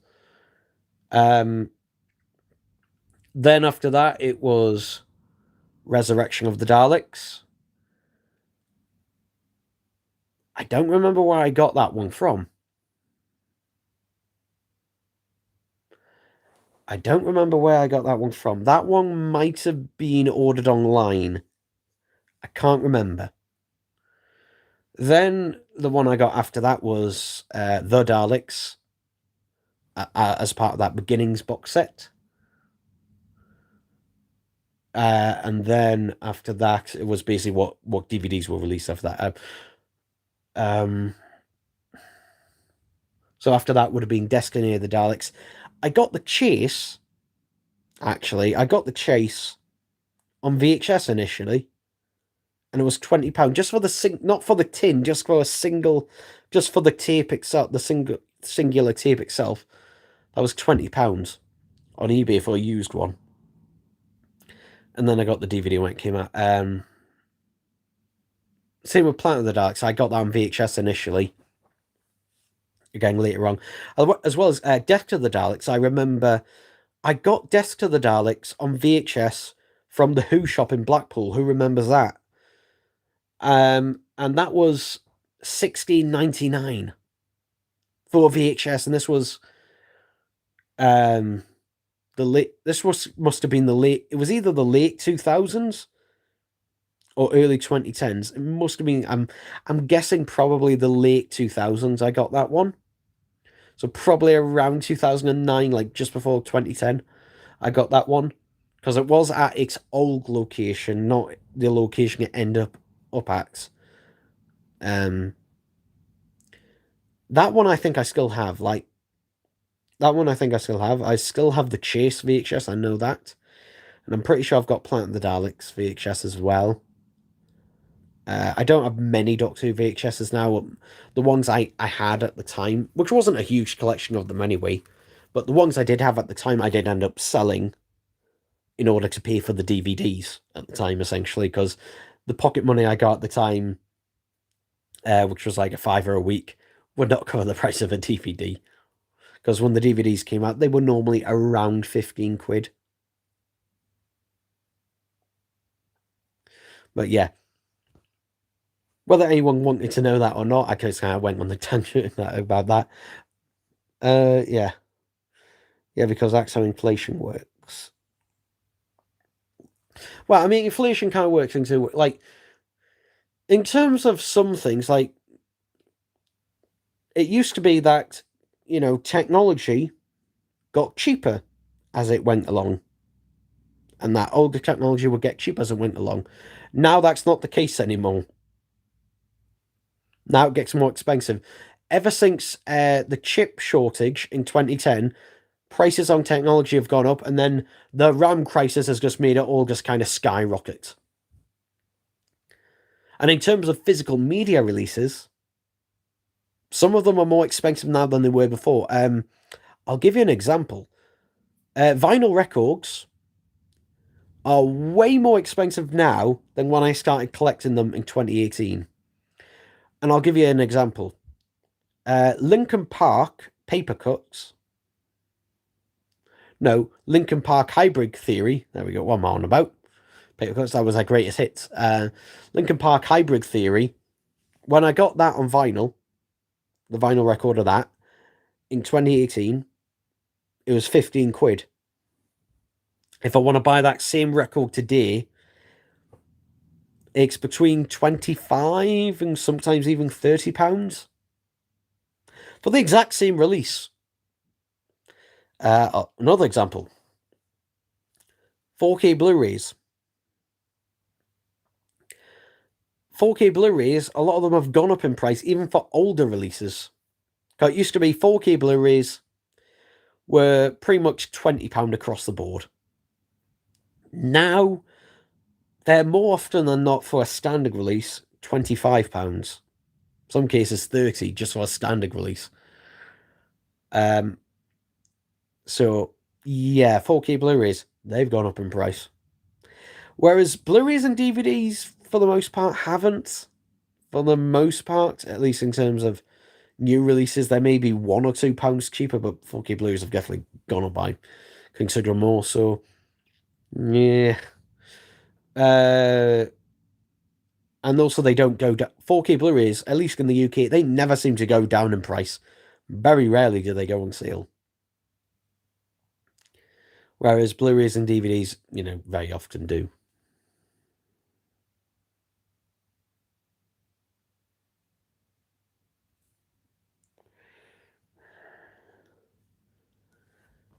It was so hard to get classic Doctor Who DVDs where sorry, I've got a really itchy nose. Satman FM says, it was so hard to get classic Doctor Who DVDs where I lived until they built an Asda here. I used to get them from Woolworths. I remember Woolworths. That would have some, but obviously sadly closed down now. Yeah, well, a lot of the Doctor Who DVDs I got were either from, quite a few were from W.H. Smith's, actually. I remember getting Attack of the Cybermen from there when that came out. I remember sometimes I would get them from literally my local Asda. Sometimes. I remember the Moon Base and Day of the Daleks I got from my local Asda because they were new releases, so they were in the charts. So I remember getting them. You don't really get Doctor Who releases in the charts anymore, and that's less of a thing anymore in most supermarkets. I remember getting those from there. The War Games I remember I got from Tesco. I remember that.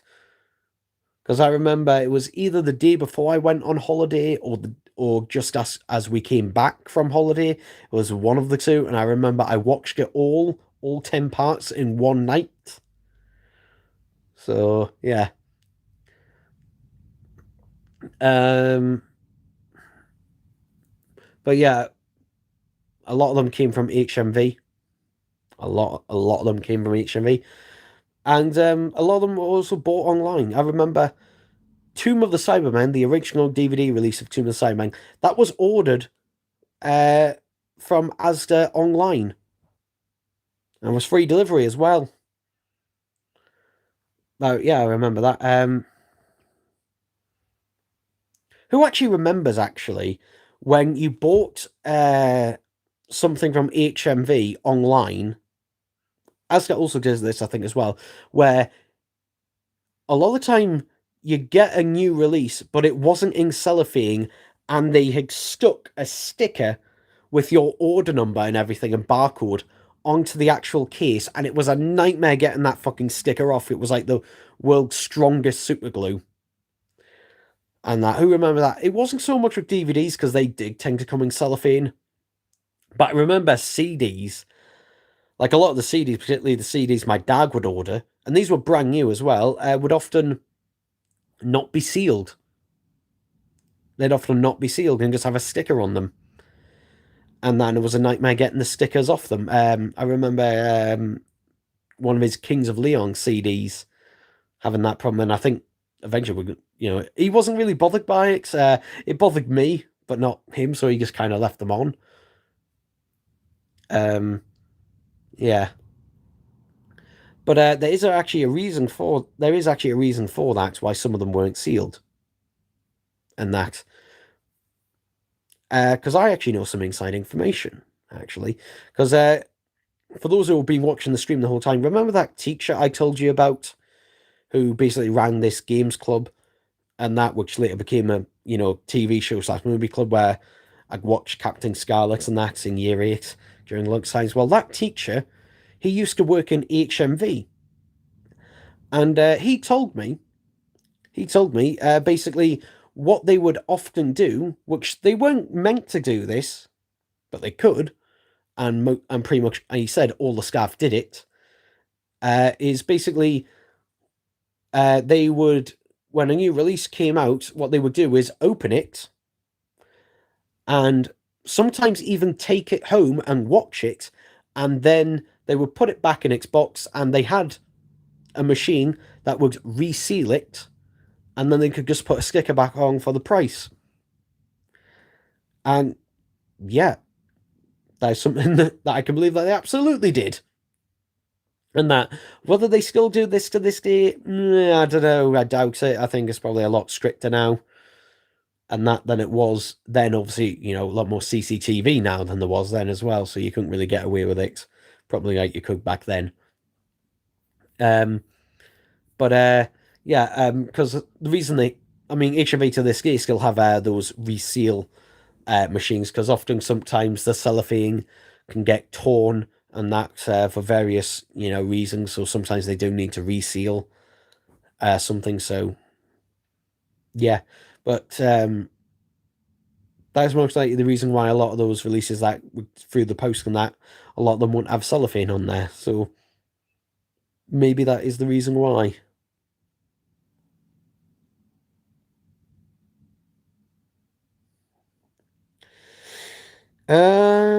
Where am I at? Where am I at? I had to just get whatever ones I could get as they were released, unless I'd get some with HMV spent on my personal money there. Okay. Almond 2774 says, my first classic DVDs were Arking Space and The Invasion. I remember, I've told this story before, but I remember when I got The Invasion, it was when it first came out. And I remember it was at HMV in Sunderland. And basically, my intention was actually to get Tomb of the Cybermen. And then I saw The Invasion, which, at the time, I knew nothing about The Invasion. I knew nothing about it. All I saw is, oh, it's got Cybermen in it. And The Invasion was also 2 discs as well. And here's the way, this might have been why, I don't know if this was autism speaking at the time, but a lot of the time when I was getting Doctor Who DVDs as a kid, if I was looking at 2 stories, if one was 2 discs and the other was a single disc, I'd go for the 2-disc one because it's more content for the same amount, because they were generally all the same price. That's why I got City of Death, and was surprised it was only a 4-parter, because I saw it was 2 disc and assumed it was a 6-part, but no, it just had quite a lot of special features. But yeah, I remember seeing that, and the thing is, they had 2 copies in of The Invasion, and one was £20, which was the retail price, but the other one had the wrong sticker on it. It had £10 on there. Someone had put the wrong price on there. And I asked my dad, which one can I get? And he said you can get one or the other.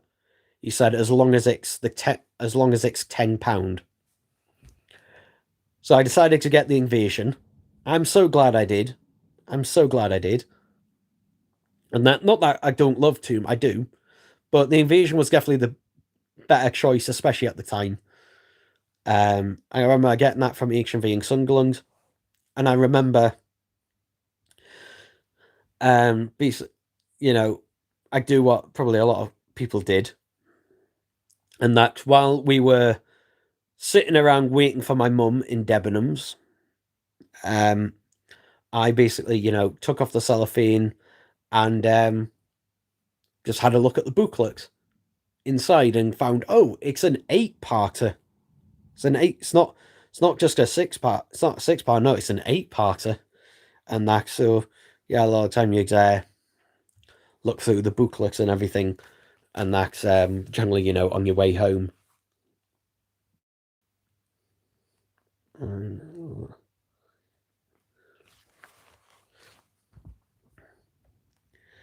Uh,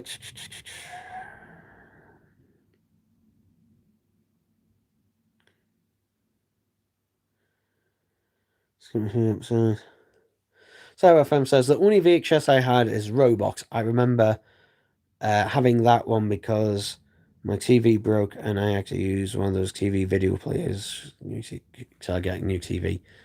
You could have still got a DVD player, like a standalone one, to plug into it. I remember I did get Robot on VHS, even though it was available on DVD. Because my mum bought me it. And the reason why she bought me it on VHS, because she also bought me the Three Doctors on VHS, even though I didn't ask for it, as like surprises for Christmas, because I'd been buying like The Chase and Planet of the Daleks. She thought that I preferred VHS to DVD, which wasn't the case. It was because they were only available on VHS. I was still glad to have them nonetheless, but definitely, definitely would have rather have had the DVD as opposed to the VHS. In fact, I remember the copy of the the Three Doctors she got me was a brand new sealed copy, and this was. I can't remember when this was because I think she must have got because I remember for Christmas that year I'd also asked for the 10th Planet on VHS. So that must have come up in our recommended section when she was ordering that for me. Again, it wasn't available until 2013 on DVD. That story, that story I also got for Christmas. I think one year on DVD. I think it was for Christmas anyway.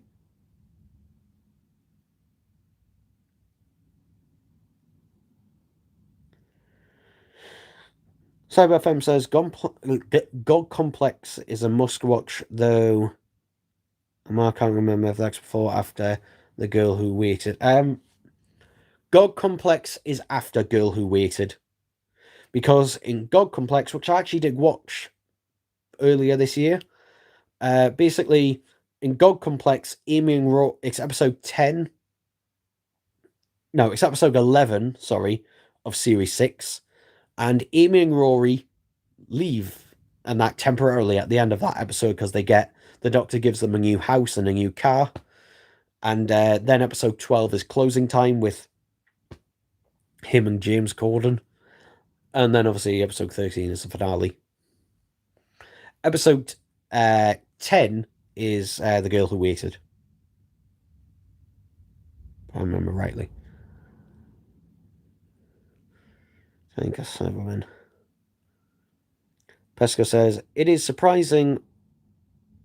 it surprising or not that they lied about you about Doctor Who TV Moon Blue having AI? No, I'm not. So I wasn't that surprised, to be honest. I wasn't that surprised. Disappointed, but I wasn't that surprised. So FM says, I got half of my Doctor Who DVD collection from Asda. Most of my Doctor Who collection, in terms of physical media releases, has come from HMV. And that over the years. The only reason I don't buy the collection sets from them is because I've had a bad experience with them.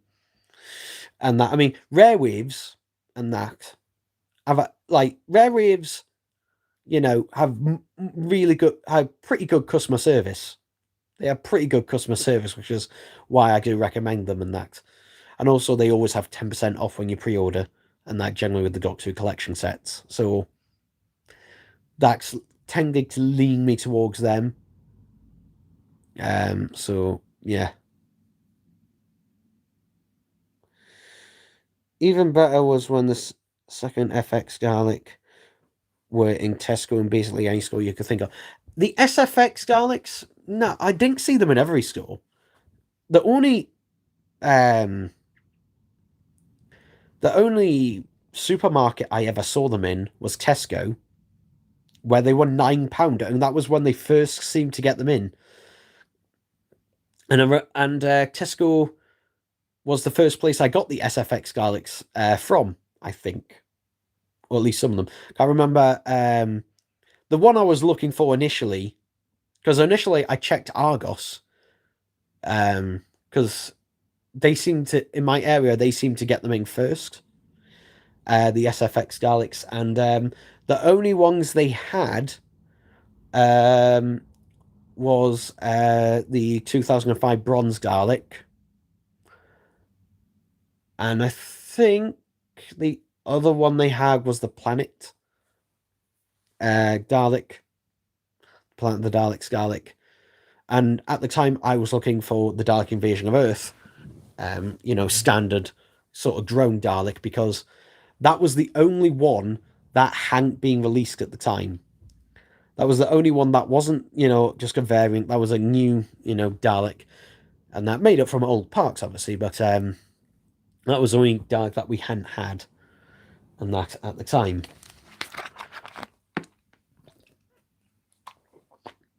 And at the time, I had to go off pocket money. So I was saving up my pocket money for whenever I see that release. And eventually I saw it. Forbidden Planet didn't have it. And I remember I saw it at Tesco and it was only £9, and I couldn't believe it. I remember I got the Power Dalek from Tesco as well. I remember I got that one from there.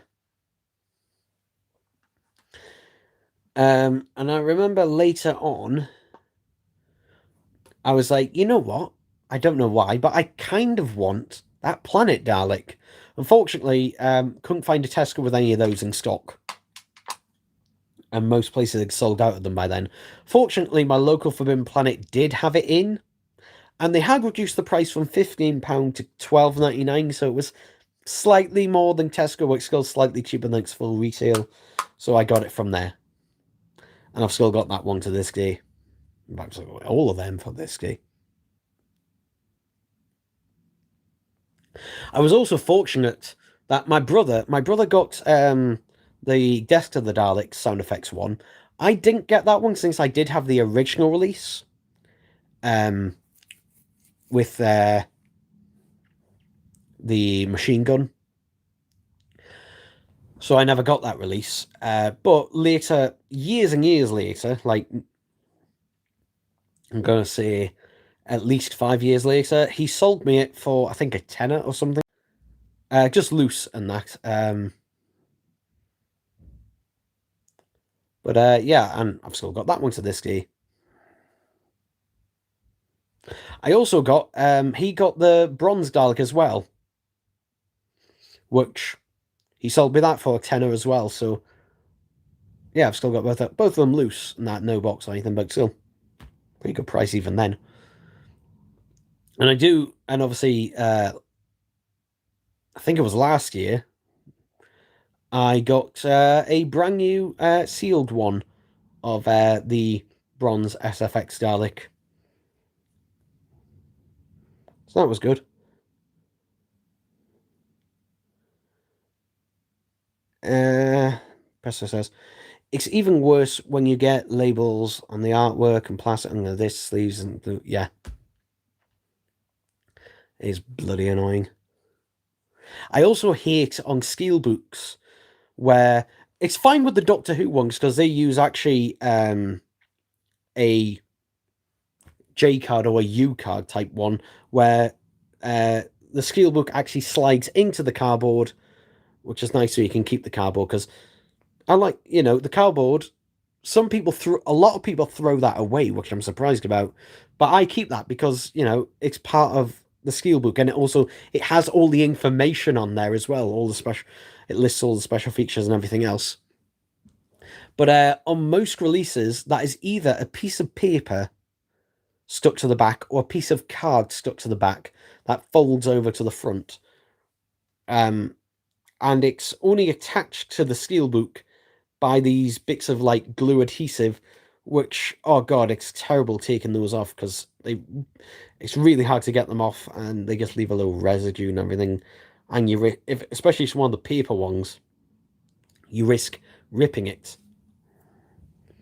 So yeah, I really don't like them. I miss when they used to do the DVDs, had special features, and had sort of mini documentaries about the episodes and how things were being made. I mean, they still do that, but it's more of a luxury thing now rather than, standard. Unless it's a re-release thing, in which case they kind of have to put new stuff on there. I mean, with Doctor Who releases, they still put new special features on there. Even the TV movie, it's new release, and that they could have just done a 4K transfer of it, done the 4K Blu-ray, and then just called it a day. But no, they added a couple new special features to it. They're not very good, but they added some to it.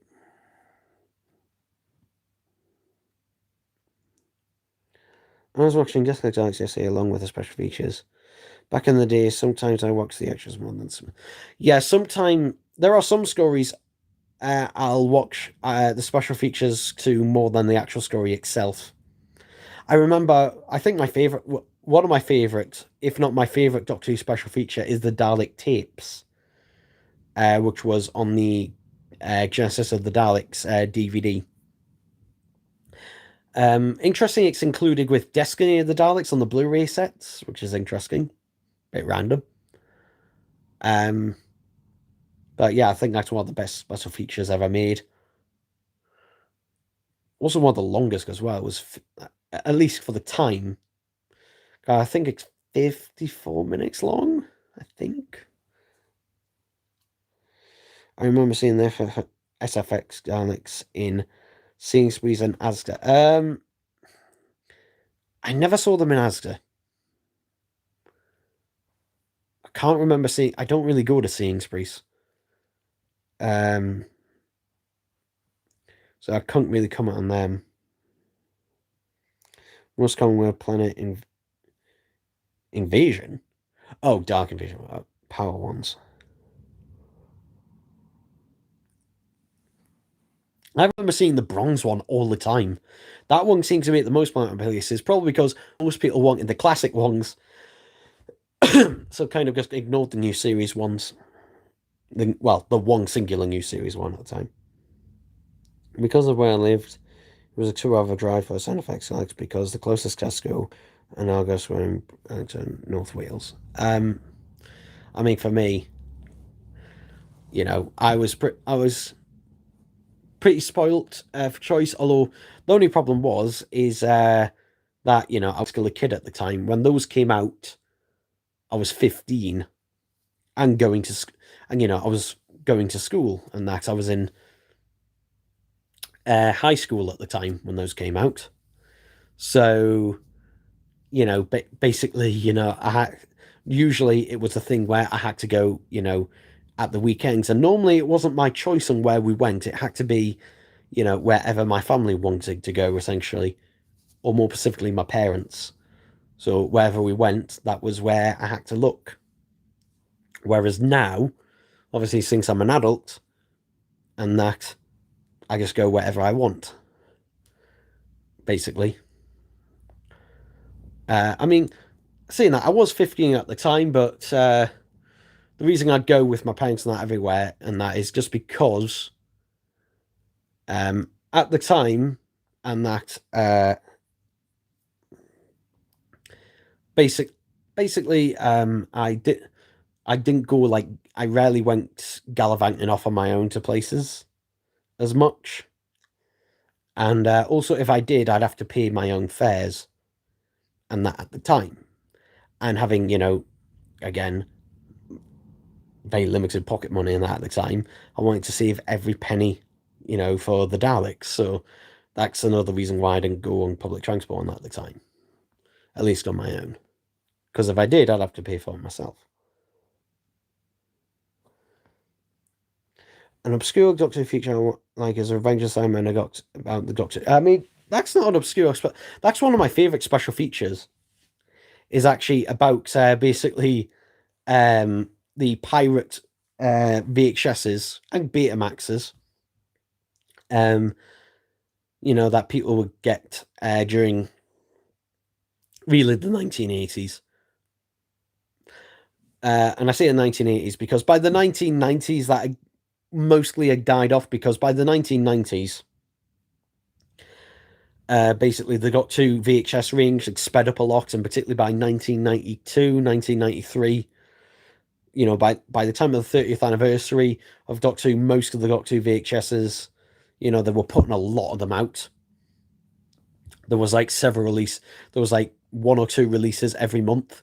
So a lot of people kind of gave up, paying for pirate copies because people were selling them for an absolute fortune. So yeah, it was kind of a thing. But it is an interesting thing. I wish it was a longer documentary as well, because it's kind of one of those things like you kind of want to know a bit more about. And that, I mean, I guess I've said it before, but basically, if you're part of my generation, if you were born and if you grew up in the 2000s, you are basically part of the last generation where not everything Doctor Who was available to you, at least not easily. Nowadays, obviously, streaming services, all of them on DVD, etc. Blu-rays. But the 2000s, that was the last time you had to actually go out hunting for Doctor Who on physical media, and it wasn't all available because most of the VHSs were all gone. They either were or almost mostly were, and not all the stories had been released on DVD at the time, and that as well. So it was kind of this intermediary ground. It was also exciting when a new release, came out, and that was because it was something you'd never seen before. Unless, I remember in the late 2000s, a lot of Doctor Who releases that had been released on VHS but had yet to be released on DVD went up on YouTube. That is how I first saw Planet of the Daleks, Frontier in Space, Death to the Daleks, Attack of the Cybermen. What else? What else had I first seen on there?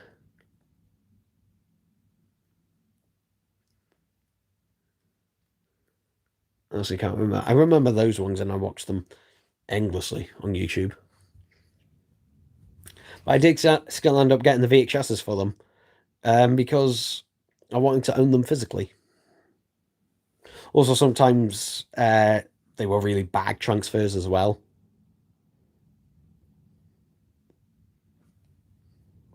I did not have UK Gold growing up, for the most part. And when we did actually finally get digital TV, it wasn't really on. We didn't really watch UK Gold. Yeah, they were. Like, the thing is, initially they were on YouTube, and then a lot of them went over to Daily Motion when YouTube started blocking them. And then eventually they went off Daily Motion as well. The 2000s were an interesting time for me. It felt like tons of stuff from the 60s and 70s and 80s generation had been forgotten, and it was especially hard to find it before YouTube existed. It kind of depended because the DVD range was initially a little bit slow. It wasn't as slow as the VHS range, and that, but it was a little bit slow. It got a lot when it came to like the 2010s, towards the end of the line. Like the last 3 years of the line, they were pumping them out very quick. Like every month you would get a new release, basically. Because they wanted them all released in time for the 50th anniversary. Obviously, with Web of Fear, Enemy of the World coming out, they couldn't do that. I've run out of flavoured water, but this is regular water.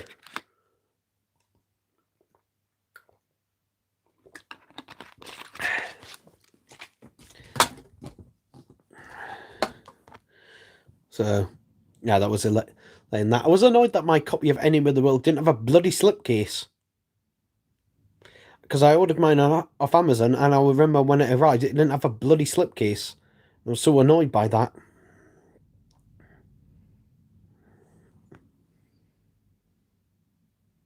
CyberFM says, in a strange way, I'd love to go back to those days. I don't know. Because I'm going to say this right now, I prefer having every release available now. In terms of merchandise, though, in terms of figures and stuff released, if I could go back and get them then, as they're coming out, definitely.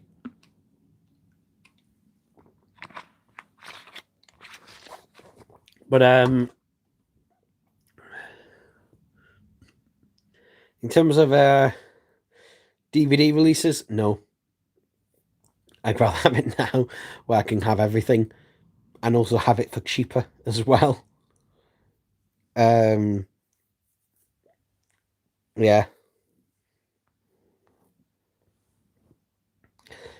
Pesto says, aside from Dalek 17, which classic which classic era prop would you say is the most interesting one to you?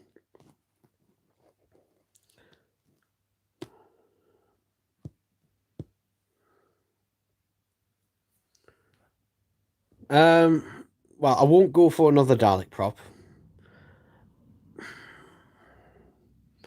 I don't know.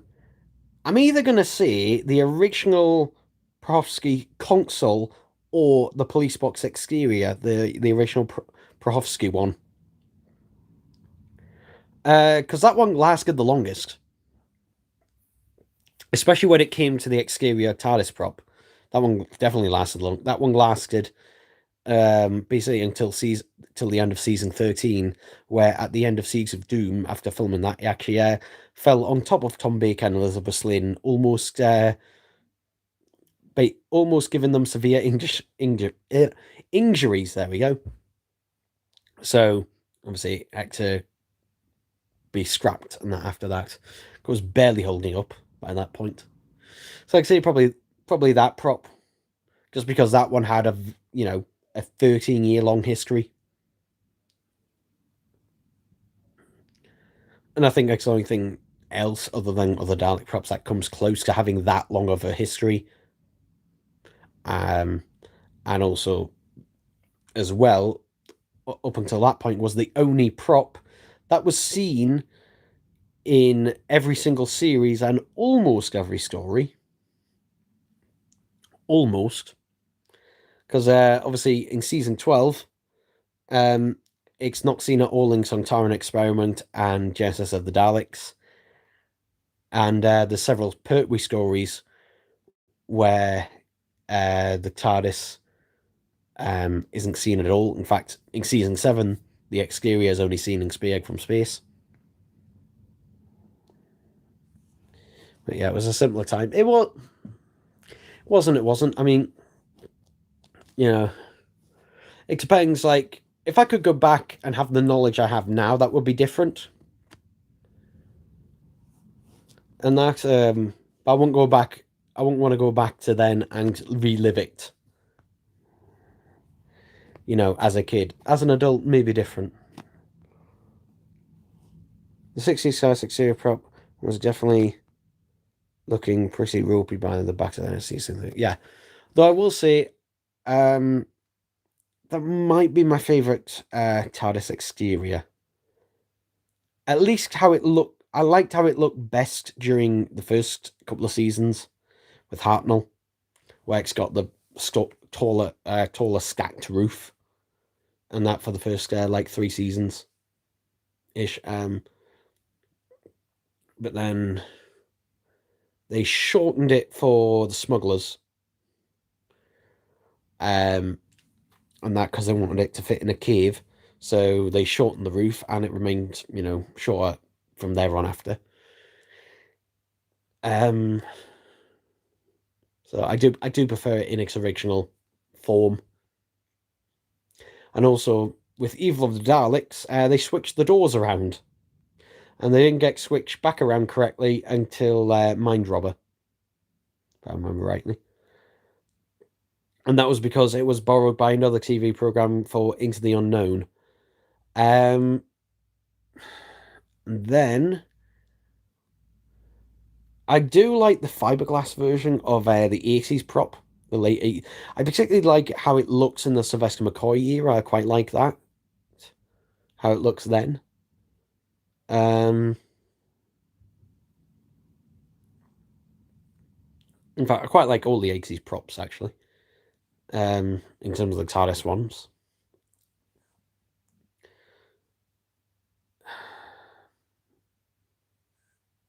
Yeah.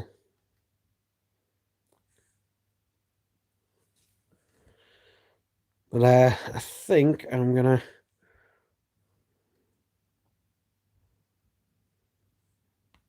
There we go.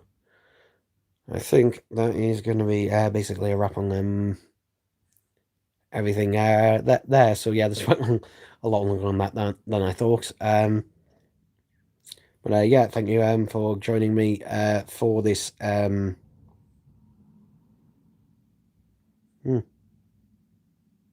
What is it? Just seeing if I've read that right. Yes, I have. Well, thank you for joining me for this live stream. I now have to go take my dog out for his evening walk. But yeah, don't know when I'll do the next live stream. I'm not sure when that'll be, because at the moment we haven't had any really new announcements since the last live stream and that, so we don't know when the next season 6 is going to be coming out. So, and also we don't know when the next animation is going to be coming out either. We know they're both in the works, but we don't know when they're coming out. So, yeah, but there'll be a video on this channel coming out next week. So, back to your regularly scheduled content. So, yay. Bye-bye.